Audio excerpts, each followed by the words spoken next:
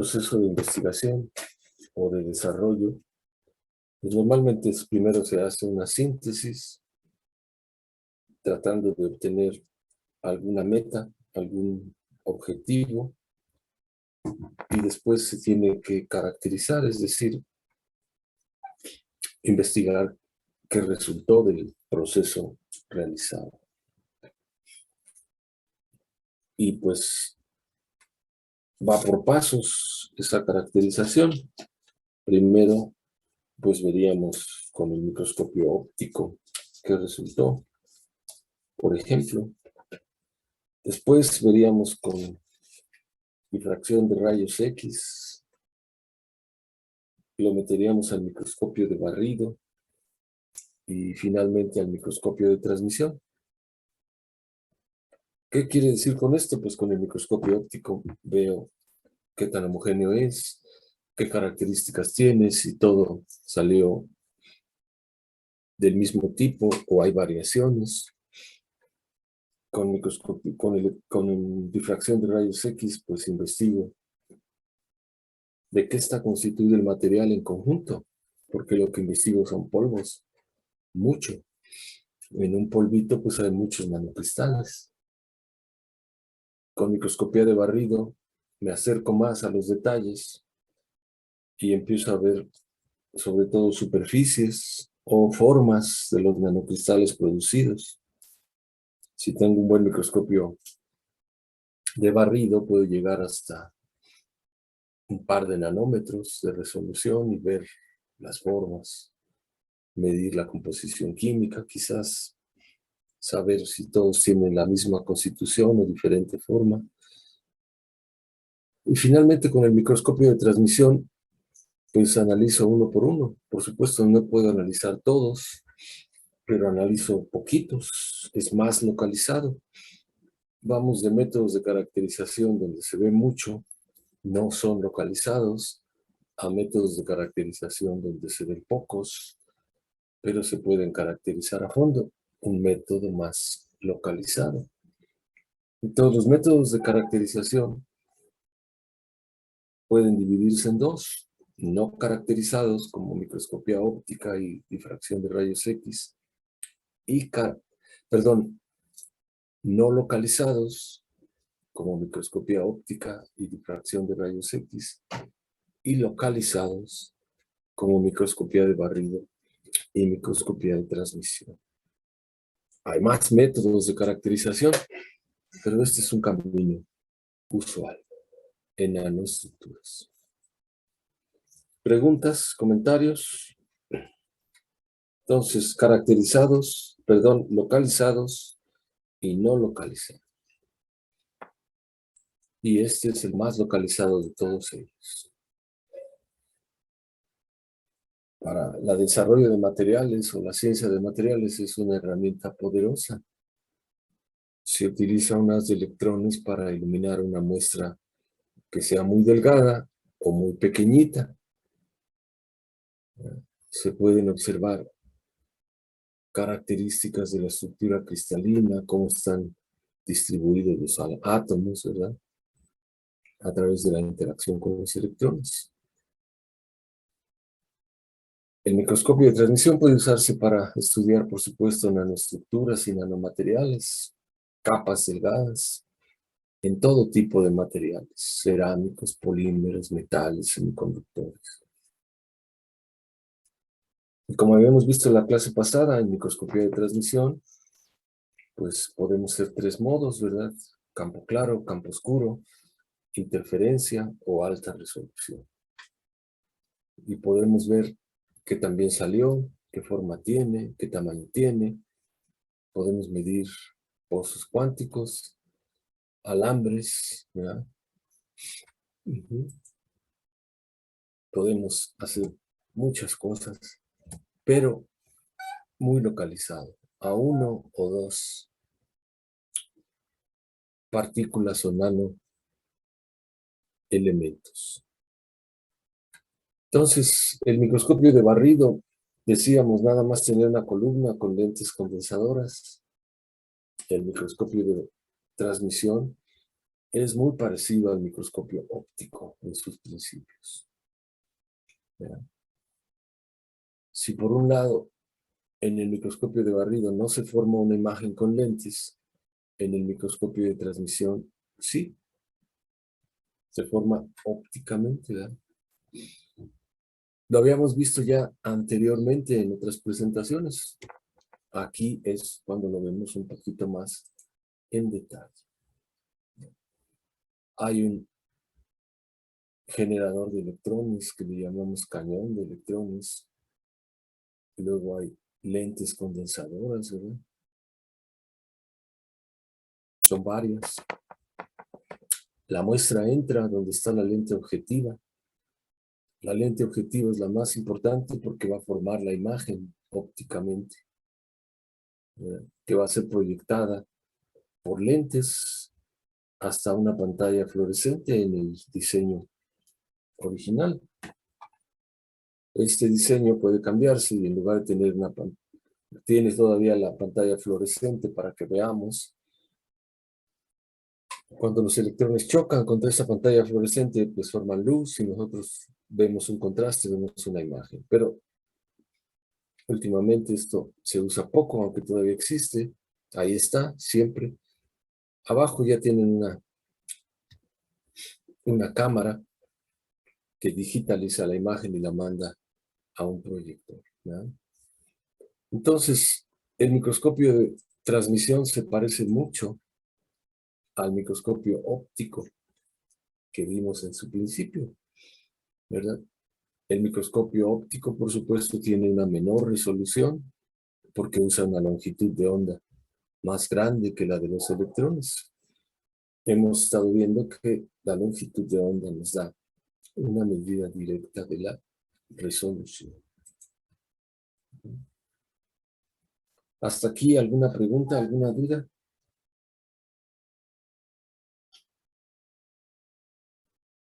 No, profesor. No, profe. Muy bien. Pues aquí está otro esquema del microscopio electrónico. Aquí hay una bomba de vacío, otra bomba de vacío para lograr vacíos más altos, ¿verdad? Anteriormente se usaba una bomba difusora, ahora se usan bombas turbomoleculares para llegar a vacíos más altos. Aquí está la alimentación del voltaje, la corriente, la columna. Aquí estaría la fuente de electrones, ¿verdad? A esta altura entraría la muestra. Ahí se encuentra la lente objetiva y aquí están las lentes proyectoras para formar la imagen ópticamente. Entonces, aquí están las diferencias entre los dos microscopios, ¿verdad? Mientras el microscopio de barrido solo tiene lentes condensadoras, a veces a esta le llaman lente objetiva, pero porque está cerca de la muestra. Se producen las señales y aquí hay un detector. Después de la muestra ya no hay nada, ¿verdad? En el microscopio de transmisión, aquí está la fuente de iluminación, el cañón, las lentes condensadoras, y aquí está la muestra, como decíamos, ¿verdad? Por decir algo, esta parte es toda esta parte, ¿verdad?, del microscopio de barrido. Aquí se pone un esquema muy simple, pero también puede llegar a tener 2 o 3 lentes condensadoras. Aquí viene ya la lente objetiva, en este caso, dividida en 2 partes, y la muestra en su campo de acción. Finalmente, la imagen que se forma en la lente objetiva se proyecta con todas estas lentes después de la muestra a la pantalla fluorescente, donde la podemos ver nosotros, ¿no? Si queremos hacer una analogía con el microscopio de luz, pues aquí está, ¿verdad? Esto está debajo de la muestra, ¿se acuerdan? Va a la muestra, pasa por la lente objetiva y pasa por la lente ocular, que está cerquita de nosotros y la vemos. Entonces, aquí están esquemas representativos de los 3 microscopios que hemos estado viendo. Uno que nos da información general, no localizada, y otros 2 que nos dan informaciones localizadas acerca de cómo está constituida la muestra.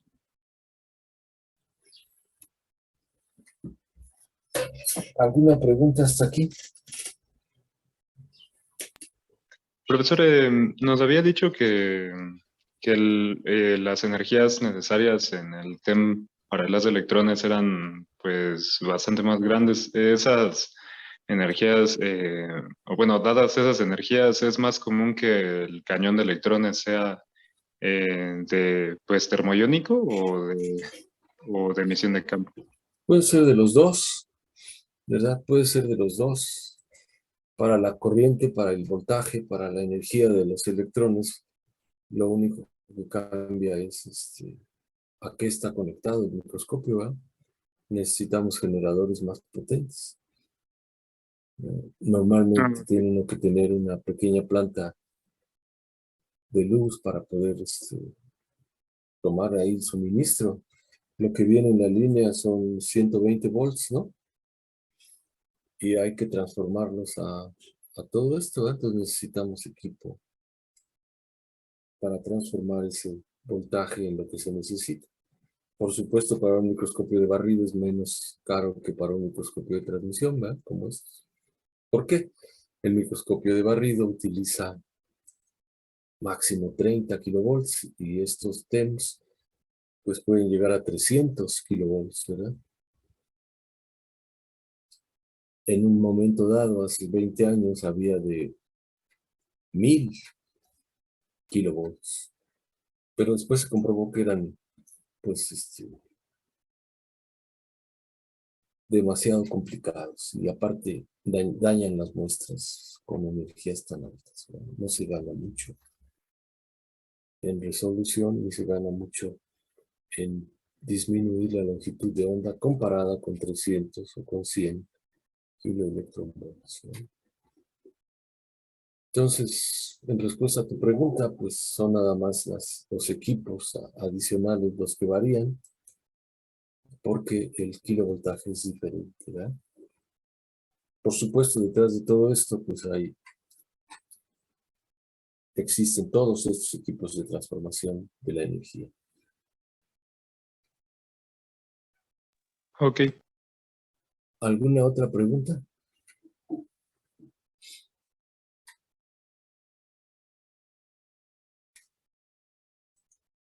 No, no, profe. No, profe. Aquí está una imagen de cómo lucen, ¿verdad? Y aquí está la pantalla donde todo vemos. Aquí está el cañón y la columna, la muestra entra aquí, las lentes proyectoras acá, la lente objetiva aquí, y por supuesto las condensadoras y todo lo demás por acá. Aquí se ve parte del equipo de transformación. Digo parte porque realmente es muy grandote, ¿verdad? Algunos otros ejemplos. No sé si alcancen a ver aquí en el inframundo todo lo que son los transformadores, ¿verdad? Actualmente ya se usa, vean, esta es una persona, ¿verdad? Estos eran los enormes microscopios de 1000 kilovoltios. Actualmente ya tienen este aspecto. ¿Por qué están guardados dentro de una caja? Pues para evitar vibraciones externas, ¿verdad?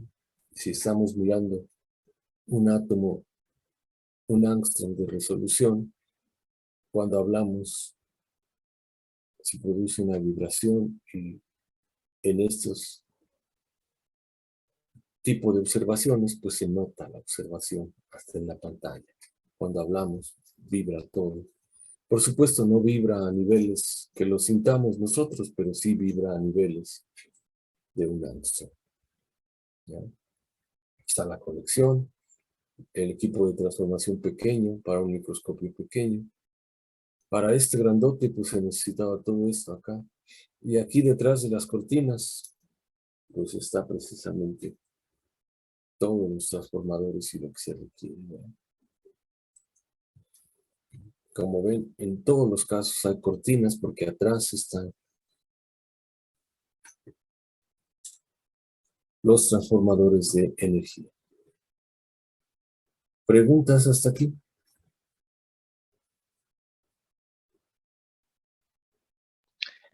Esa foto que nos mostró del microscopio gigantesco, ¿como de qué fecha es? Ha de haber sido de principios del siglo, de los años 2000. Por supuesto, son mucho más caros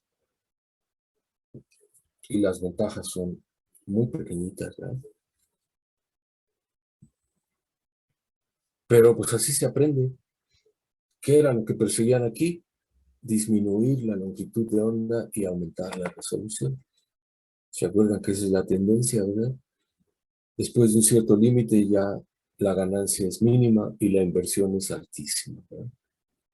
Porque para albergar un microscopio como este hay que construir un edificio especial, ¿verdad? Con cimentación adecuada, etcétera, para evitar vibraciones.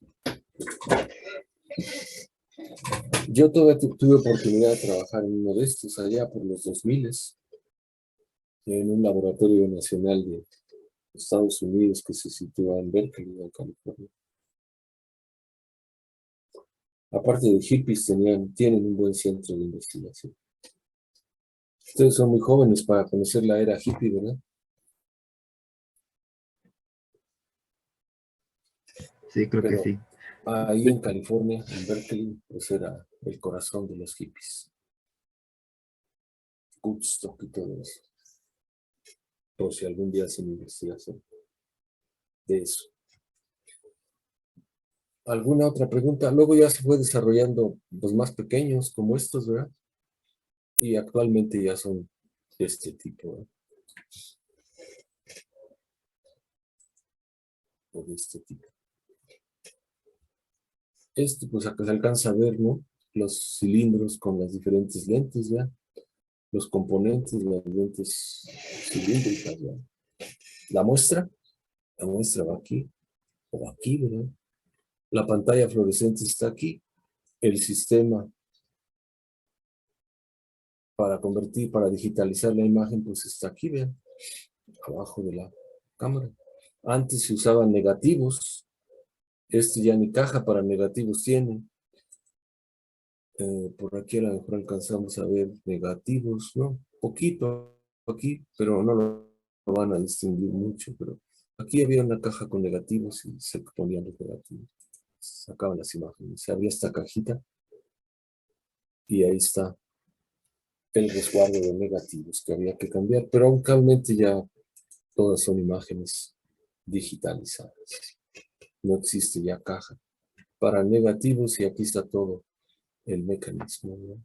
El cañón, las lentes, aquí va la muestra, la pantalla fluorescente aquí, los binoculares para que si quieren verla, la vean ahí, y también la digitalización de la imagen que se pone en estas pantallas. Y uno guarda pues ya imágenes digitales, ¿no? Ese es el equipo en su desarrollo con el tiempo.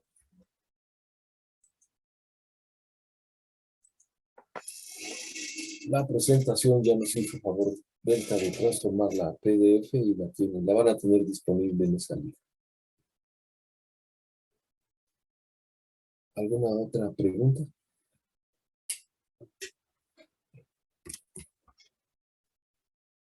No, profe.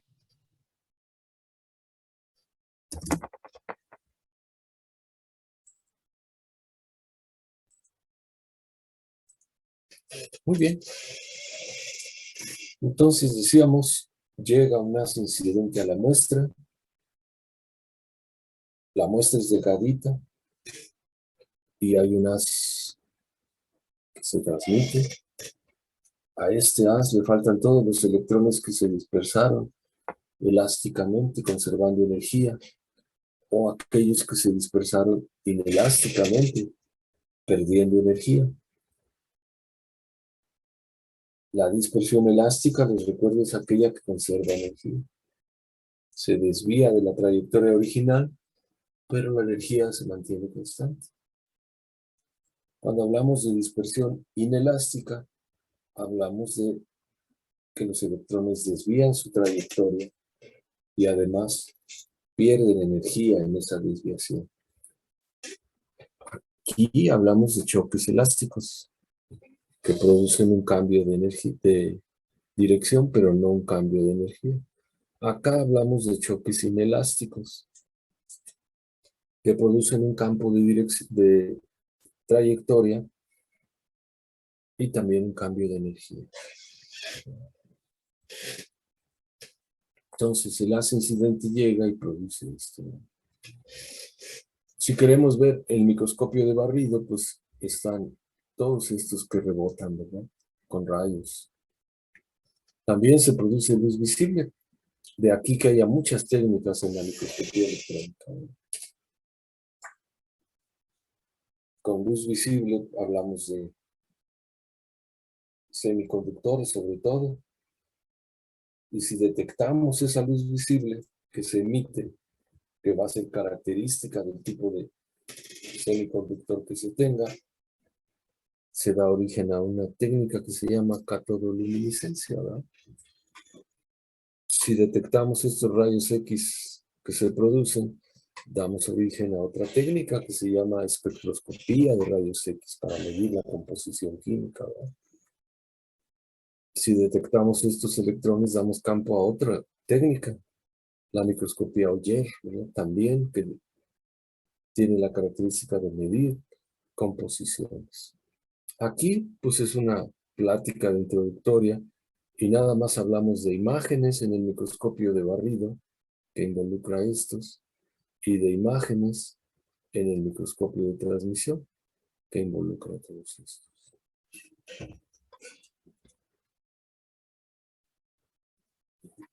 ¿Me explico? Estamos hablando de algo introductorio. Si toman un curso, si se viene en su época de escuela de posgrado, no sé dónde la vayan a tomar, en la FM, en algún otro lado, seguramente ahí va a haber clases especializadas que involucran todas estas técnicas, ¿verdad? Aquí es una parte introductoria en donde hablamos de imágenes, ¿verdad? En el microscopio de barrido, con electrones que rebotan o con electrones secundarios. En el microscopio de transmisión, con electrones que se dispersan elásticamente y con el haz transmitido. La clase pasada hablábamos que en este caso es campo claro, en este caso es campo oscuro. Y si usamos todos y se da origen a interferencia, hablamos de microscopía de alta resolución. Pero, pues aquí está todo lo que sucede, o mucho de lo que sucede, ¿verdad? Podemos incluso hasta medir corrientes eléctricas y da origen a otra técnica, por supuesto. ¿Alguna pregunta hasta aquí?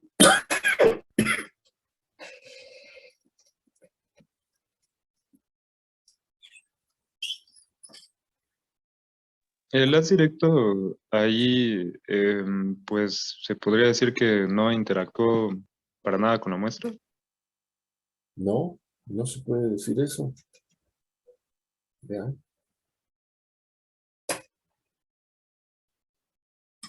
El haz directo, si lo vemos como partículas, no tiene el mismo número que el haz incidente, ¿o sí? Supongo que no. A ver, compruébalo. Aquí llegan estos y se transforman en todos estos. El haz directo es el mismo número de electrones que este. No, pues no, tiene menos. Entonces, el haz directo también lleva información. Por eso es que da origen al campo claro, ¿verdad? A imágenes de campo claro. Hablábamos que en las imágenes de campo claro, todas las zonas brillantes son las que no se dispersaron, ¿verdad? Y todas las zonas oscuras es las que se dispersaron. ¿Verdad? Los electrones que se fueron del haz incidente. Por eso es que la flechita aquí está más gruesa que la flecha acá, ¿verdad? esta flechita da origen a todas estas flechas. ¿Cierto? Sí. ¿Algún otro comentario, pregunta?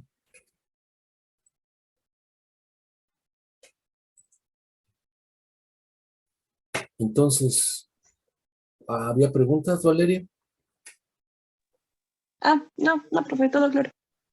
Porque vi que se me encendió tu micrófono. Entonces, aquí están, sobre todo, la longitud de onda relativística, ¿verdad?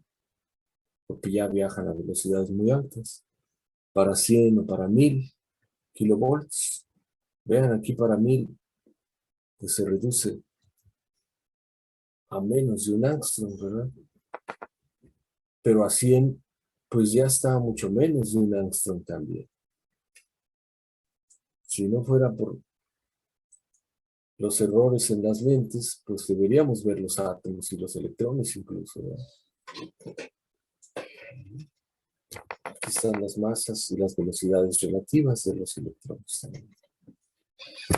Pero desde el punto de vista de resolución, pues con 100 debería ser suficiente, no habría necesidad de ir a 1000 o a 400, ¿ya? Incluso a 300 a veces sale sobrado. ¿Por qué? Pues porque la materia no tiene, ¿cómo se llama? Dimensiones de esta magnitud.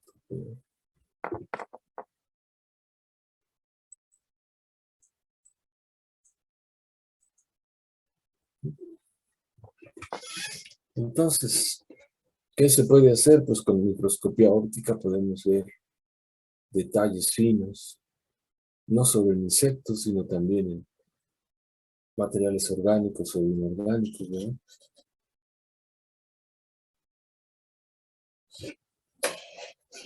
Con microscopía de barrido ya podemos ver partes constitutivas. Con microscopía de transmisión podemos ya ver detalles íntimos de la materia. Pero aquí medimos todo el bicho, toda la hoja, ¿verdad? Los cloroplastos y todo eso. Acá ya vamos perdiendo extensión, pero ganando en resolución. A esto les llamamos métodos no localizados. La localización se va haciendo más alta conforme se va llegando a microscopía de barrido y microscopía de transmisión. Aquí pongo, pues, desde el inventor de la microscopía óptica, el señor, creo que es de Holanda, Van Leeuwenhoek, ¿verdad? Hasta pasar a Rushka, ¿verdad? Con los microscopios electrónicos. ¿Qué podemos hacer? Pues si usamos este haz, podemos ver campo claro. Todo lo que produce dispersión elástica o difracción se ve oscuro. Lo que no estuvo sujeto a dispersión, pues se ve brillante. ¿Verdad? ¿Qué podemos hacer también?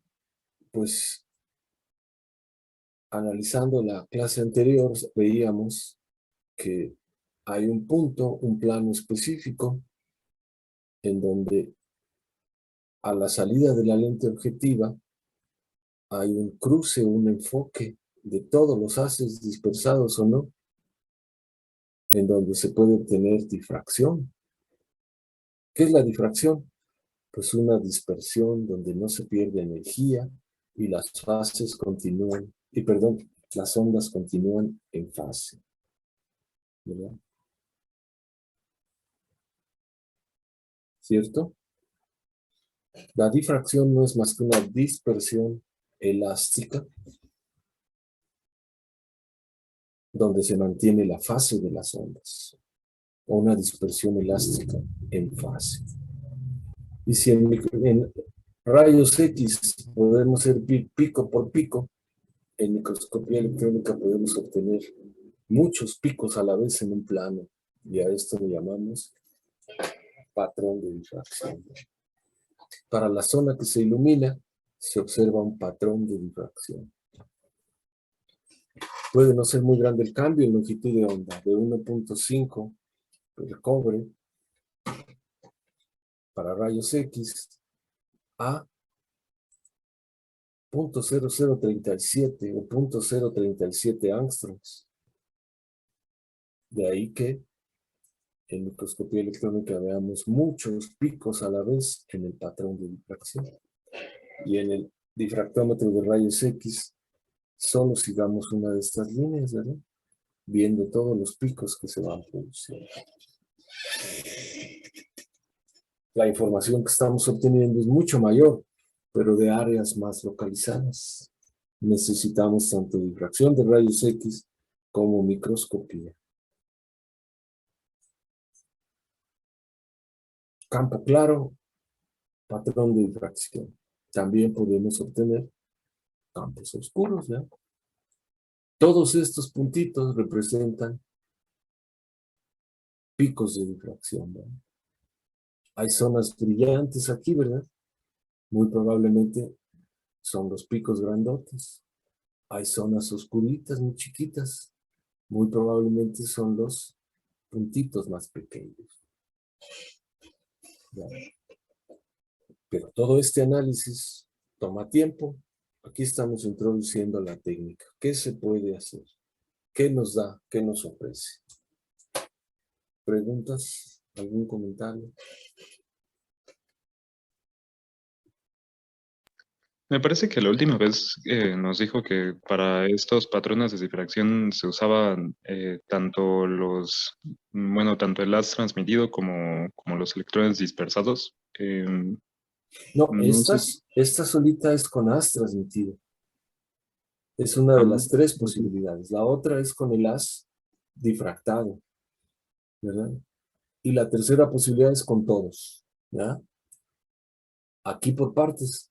Esta es para el haz directo.